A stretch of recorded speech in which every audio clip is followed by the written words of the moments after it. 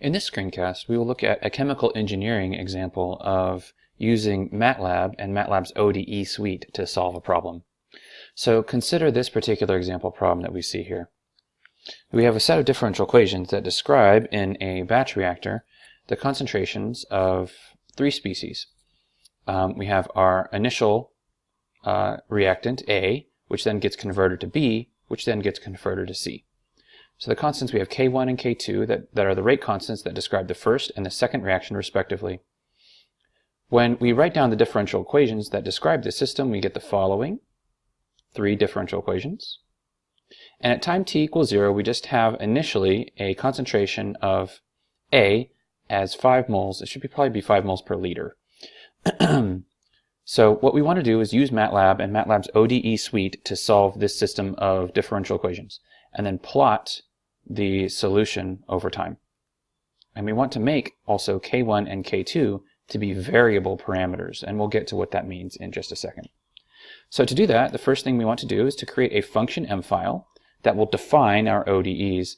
So again, it starts out with the word function. Our output is this vector of time derivatives equals to the name of our function, and then of course the first input is our independent variable. The second input is a vector of state variables. And then what we have here, these two, this K1 and K2, they didn't appear they don't appear in more simple versions of ODE 45, but these are what I've been calling, quote, extra parameters.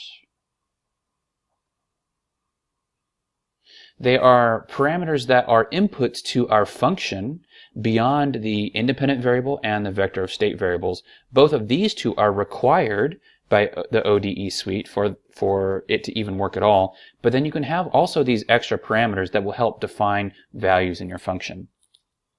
So the first step in your function, of course, just for visual sake, is to unpack your vector of state variables. So our vector of state variables, x1, 2, and 3, they correspond to the concentration of A, B, and C, respectively.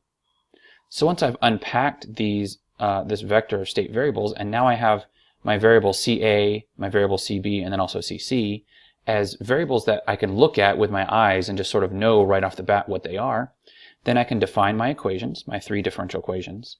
And finally, in the end, what I can do is pack back up my vector of derivatives. So my vector of derivatives dx dt should be the time derivative of CA, then CB, then CC. And notice that these time derivatives, CA, then CB, then CC, are the same order in which I have unpacked my vector of state variables. So just in one really simple set of code here, we can write our function for our three differential equations.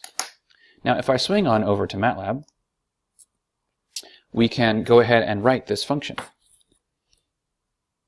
So my function, of course, starts with the word function, and then dx dt. That's my output variable to my vector of my derivatives, is equal to example, I call it ABC reaction. Okay, A goes to B goes to C. My inputs, as you recall, is my first one being my independent variable, my second one being my vector of state variables or dependent variables, and then these extra parameters K1 and K2. The first thing to do is to unpack vector of state variables. So I have CA is equal to the first state variable, x1, capital X1. CB is equal to the second one, and CC is equal to the third one. The next thing to do is to define my differential equations. So the time derivative of CA is equal to negative K1 times the concentration of A.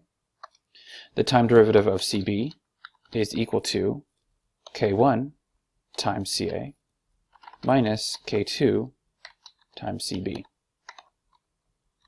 And the time derivative of CC is equal to K2 times CB.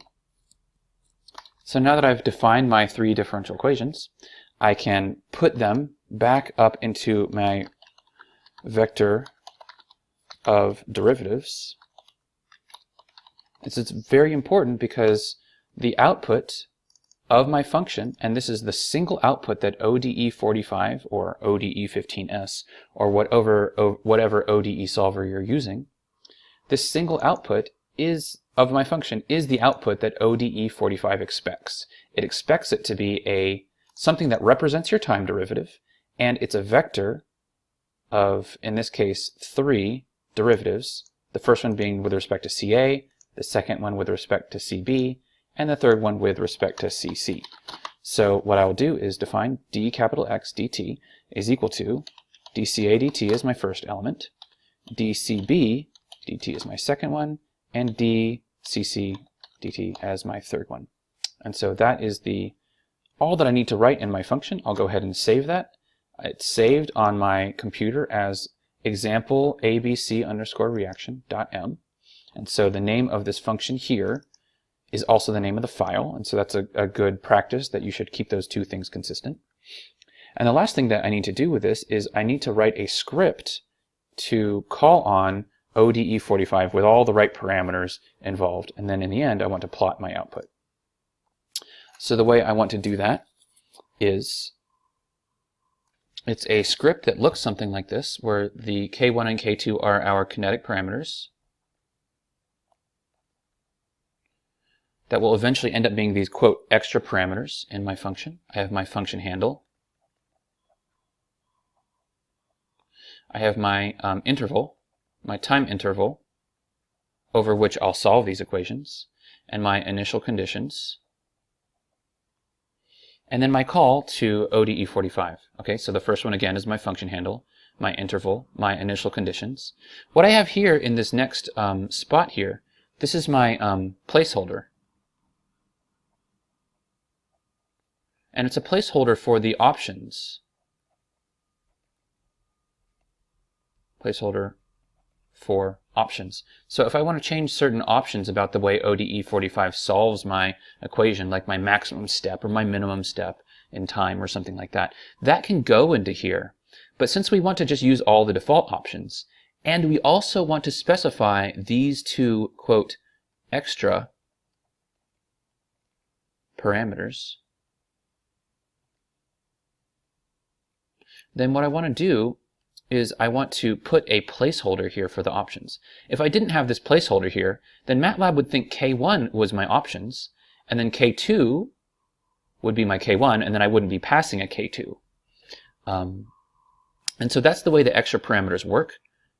If I scroll back up, this is a very important part here.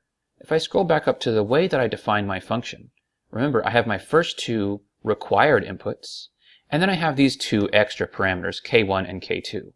These two extra parameters are the things that come after my placeholder in the same order that I have them as inputs to my function. So because it's K1 followed by K2 as my third and fourth input to my function, then it's K1 and K2 as my fifth and sixth input to ODE45. Okay, and then after that I will plot, and we'll see what our solution looks like.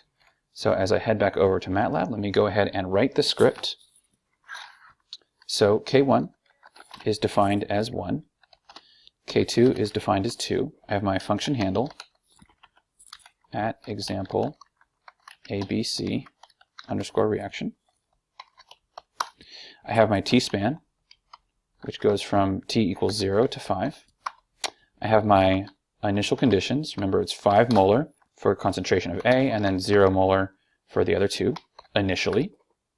And then I can finally, now that I've specified those things, I can call on my ODE suite, in this particular case ODE45, where the function handle is my first input, my time interval is my second input, and my x0 is my third input.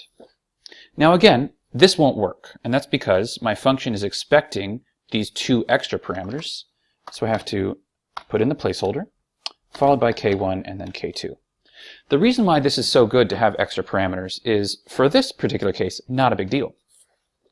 But if I want to go back and I want to change the value of K1 and K2, I can do it really easily within, say, like a for loop inside of my script, which I wouldn't be able to do if I had hardwired the values of K1 and K2 into my function file. So because they're inputs, then I don't type their values into here. But if I typed in here k1 is equal to 1 and k2 is equal to 2, then I'll never be able to change them without changing this file. So because I left them as inputs here to this function, then it can receive the values from outside of this function, say in a script, in a for loop. In this particular case, it's not a for loop, but I'm telling the function, hey, my values are k1 equals 1, k2 equals 2. Okay, so I should be able to run this, and this should work.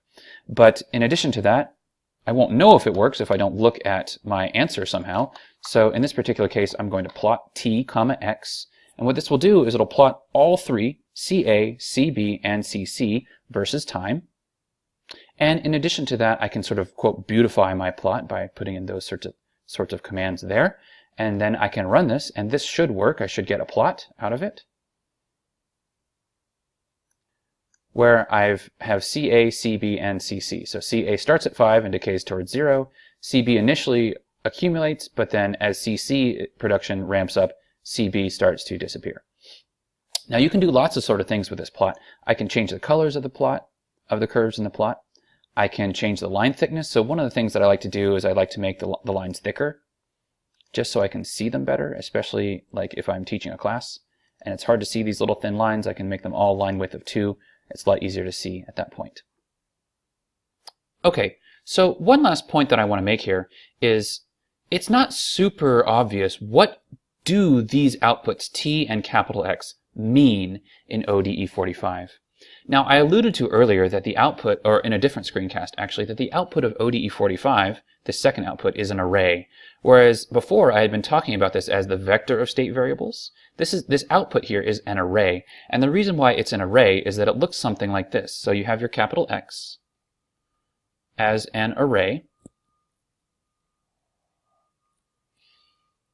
And it is, in this particular case, because we had 3 state variables, this array will have 3 columns corresponding to CA, CB, and CC. So each one of these columns has an element in it for different rows. And the thing is that each row, let's say the second row, for example, but each row corresponds to a different